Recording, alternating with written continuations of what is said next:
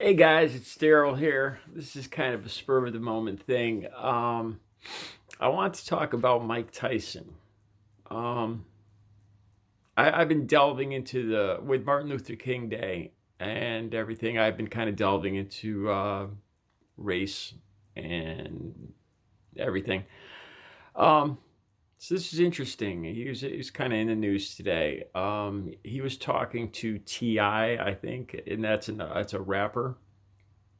I'm not too up on this myself, but they had a recorded conversation between him. I don't know if it was on a pod. I think it was on a podcast, maybe. And here's what. Oh, Mike's going gray too, man. He's got a gray beard. He looks actually pretty good.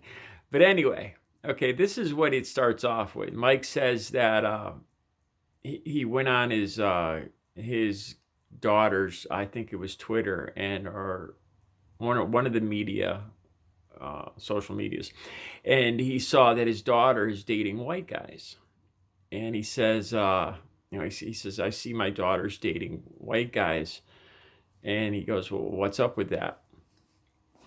Now I'll stop right there. So I saw that part of it, and it kind of sounds bad, you know. It you don't know which way that's going to go. Uh, being a Native American and white guy, you want to say, well, that's okay. What's up with that?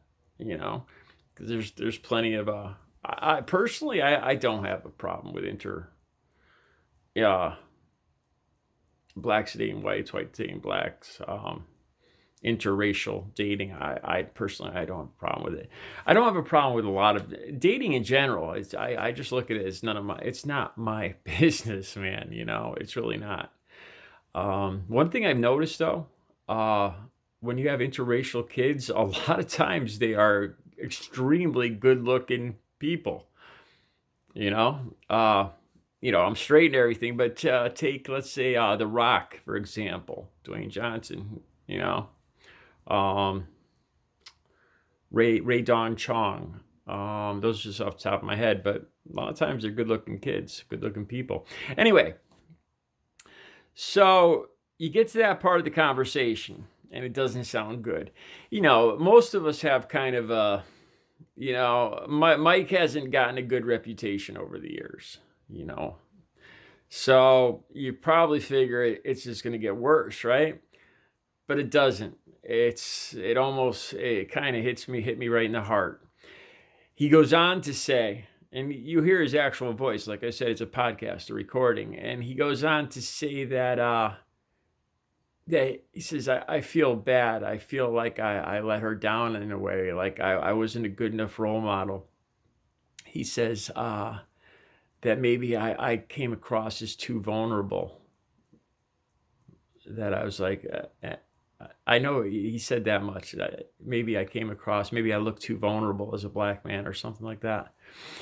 And that just, that blew me away. Um, it made me think. It made me think about the differences, you know, about how I say, how, I can't, I could try to put myself in a black guy's shoes, like Colin Kaepernick, the video I made the other day. I could try, but, I, I'd be off. Like this, for instance, I'd be way off because I was blown away by what he said. Uh, so you get the feeling that as a black man, he's felt vulnerable, you know, that he's actually not just felt vulnerable, but he's worried about looking vulnerable. Um, and you wouldn't have expected that, and you most of all wouldn't have expected that from Mike Tyson. So it kind of just blew my mind. Um, and again, it makes me realize that I can't, I can't put myself in a black man's shoes.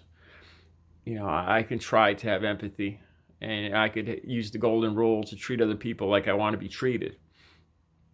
But when it comes to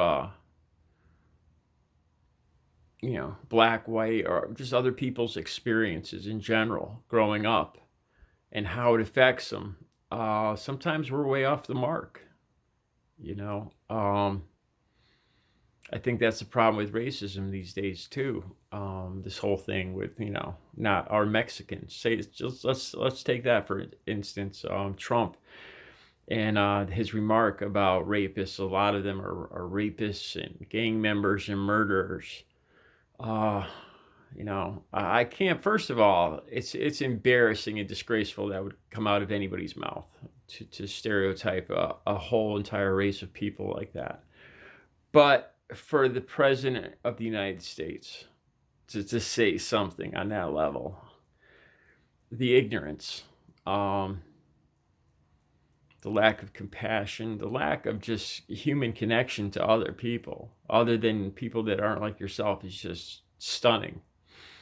Um, so it was interesting. Just this little snippet from Mike Tyson. It really makes me think. Um, I can't put myself, like when I talked about Colin Kaepernick the other day. I tried.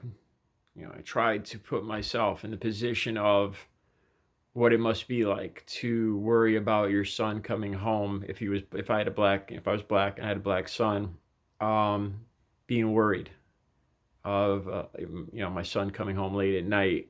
What if he got pulled over? What if he accidentally did something wrong and ended up getting shot by a cop? I try I try to put myself, I try to understand, but just this is an example, shows how hard this is. Because Mike Tyson talking about being worried about his vulnerability as a black man would be one of the last things I'd ever imagine. It wouldn't even cross my mind. So it just makes me realize it's not that. We're all human, and we have to remember that. But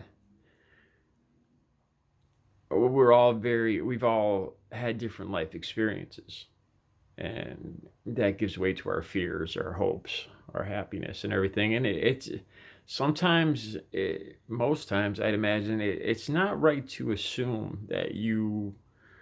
I mean, you can go. I think you can go too far the other way. I mean, like being a liberal, thinking that you understand an African American or a Native American, or that you can put yourself in their shoes, because you really can't. The only person that could speak for an African American is an African American.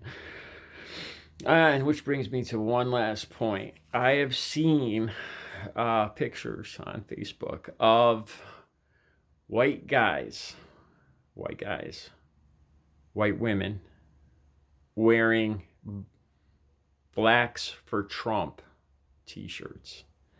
And of course, right off the bat, I'm wondering, is it Photoshop? Is it a hoax? Is it bullshit? And I've seen it. I've seen the same photo, and I was reading, and it's not. It's not. Some are, but there's some that weren't. There was actually white Caucasian Trump supporters walking around with Blacks for Trump t-shirts. I don't even know what to say about that. All right. You guys have a good Wednesday.